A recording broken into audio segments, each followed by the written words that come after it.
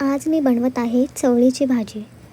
तर चला बघूया काय काय लागते. त्याला पॅन घेऊन त्याच्यामध्ये तेल टाकायचे 2 चम्मच, हिंग टाकायचं थोडंसं, जिरा आणि आपलं कोकोनट टाकायचं सुकंवालं.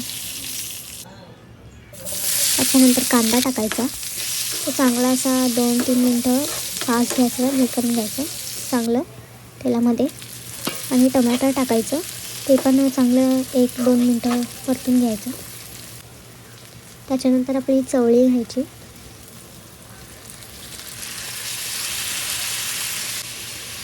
आणि बटाटे टाकायचे. 1 बटाटा घेतला आहे मी. चांगलं असं परतून घ्यायचं ते 5-6 मिनटं असं शिजवून घ्यायचं. शिजवून झाल्यावर